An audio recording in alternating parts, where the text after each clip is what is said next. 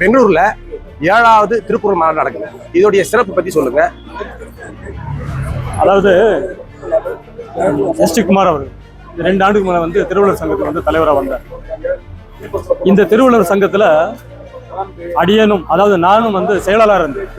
பல ஆண்டுகளாக திருக்குறள் செயலாளர் இருந்தேன். பல முன்னெடுப்புகளை எடுக்கிறதுக்கு அங்க முடியல. எல்லா அரசியல் கட்சியாவே இருந்தது.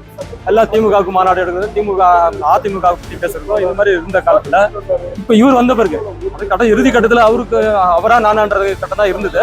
ஆனா அவர் வந்தது இப்ப நான் பெருமைப்படுறேன்.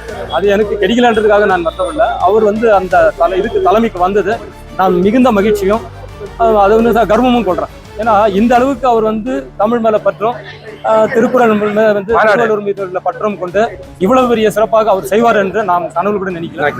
அந்த அளவுக்கு அவர் செஞ்சிருக்காருன்றது அது வரவேற்கத்தக்கது, ஒவ்வொரு தமிழரும் பாராட்டத்தக்கது. இப்படிப்பட்ட ஒரு மனிதனை தமிழ் சமூகம் ஏந்தி அவர் மேற்கொண்டு அவருக்கு சிறப்பு செய்யணும் அப்படின்னு தான் எதிர்பார்க்கிறேன். சூப்பரையா.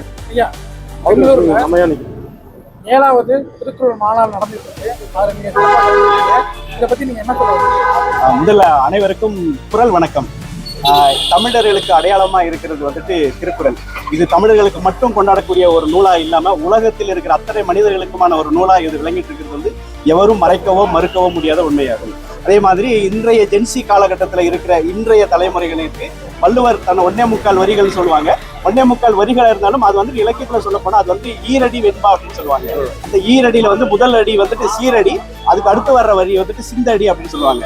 அப்படி இருக்கிற இந்த ஈரடி குறளை உலகம் முழுவதும் இருக்கிற அத்தனை பேருக்குமே தன்னுடைய வாழ்நாள்ல தன்னுடைய வகையாகவே கடைபிடிக்க வேண்டிய அத்தனை அம்சங்களும் அதுல இருக்கு. ஒண்ணு, இந்த 7வது திருக்குறள் மாநாடு பெங்களூர்ல நடந்துட்டு இருக்கிறது உண்மையிலேயே மிகப்பெரிய விஷயம். இதுல எங்களோட திருவள்ளுவர் மக்கள் நற்பணி மன்றம் அப்படிங்கிற அமைப்பும் இதுல பங்கெடுத்து இருக்கிறது. எங்களோட அமைப்பையும் கூப்பிட்டது மட்டும் இல்லாம உலகத்தில் இருக்கிற அத்தனை அமைப்புகளும் திரு எஸ்.டி. குமார் அவர் முன்னெடுத்து கூப்பிட்டு இந்த நிகழ்ச்சி நடத்திட்டு இருக்காரு. அவருக்கு முதற்க நன்றியை தெரிவித்து இந்த 7வது திருக்குறள் மாநாடு மிகப்பெரிய வெற்றி தான் அடைந்து இருக்கிறது என்று சொல்லுவோம். இதுல நானும் இப்ப சென்னையில இருந்து வந்திருக்கிறேன். இந்த சென்னையில இருந்து இது எதுக்காக? நன்றி ஐயா. உங்க பேர் சொல்லுங்க ஐயா. நன்றி. என் பேரு ஆற்காடு ராஜா முகமது, சென்னை. ஓகே, சிறப்பு.